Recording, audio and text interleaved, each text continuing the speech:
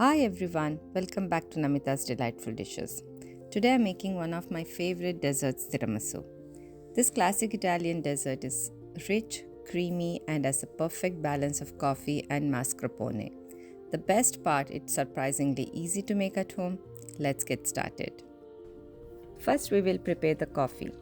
Add 1.5 cups of boiling water into a bowl, then mix in 3 tablespoons of instant espresso powder. This will be the base for soaking the ladyfingers. You can also use freshly brewed espresso or strong coffee if you prefer. At this stage, you can add coffee liqueur for extra depth of flavor, but I'm skipping it here. Once mixed, set it aside to cool completely. In a separate bowl, I took 6 egg yolks and added 3/4 cup of sugar. Using a whisk, I mix it well until it was smooth. Then I placed the bowl over a double boiler, making sure the bottom of the bowl did not touch the simmering water. I continue whisking for about 8 to 10 minutes until the mixture thickened slightly and turned a pale cream color. Once done, I removed and set it aside to cool.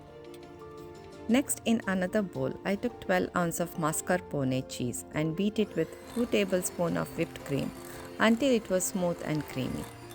Then I added this mascarpone mixture into the cooled egg mixture and gently mixed everything together on low speed until fully combined.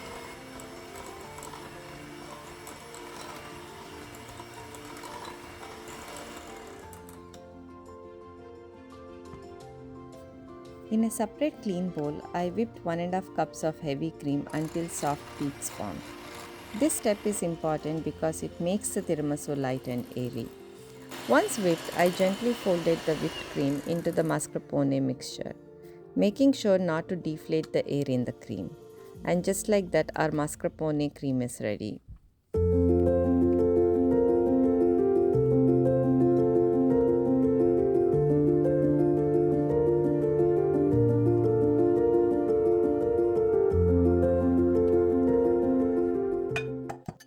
Now comes the fun part, assembling the tiramisu.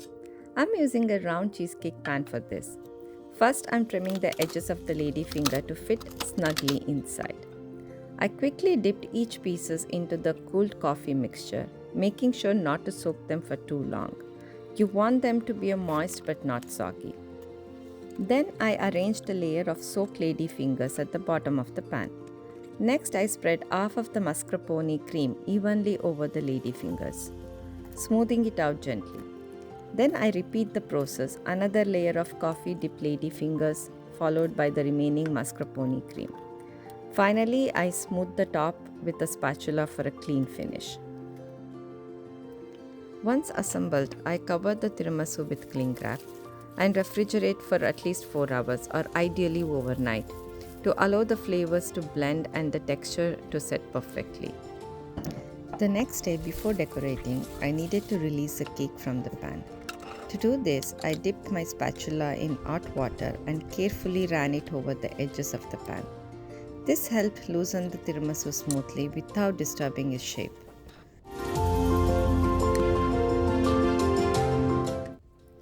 To give the tiramisu its classic finish, I generously dusted the top with cocoa powder.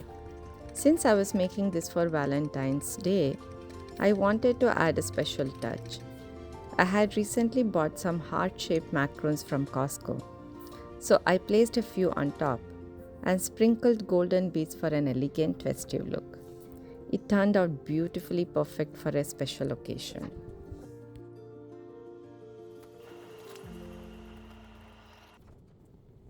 Oh, I'm very excited to taste this delicious tiramisu. This layer looks so perfect.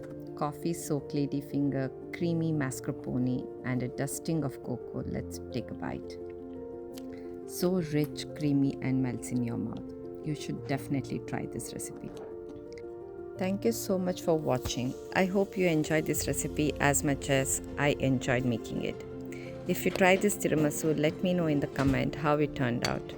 Don't forget to like, share, and subscribe to my YouTube channel, Namita's Delightful Dishes, for more delicious recipe. See you in the next video.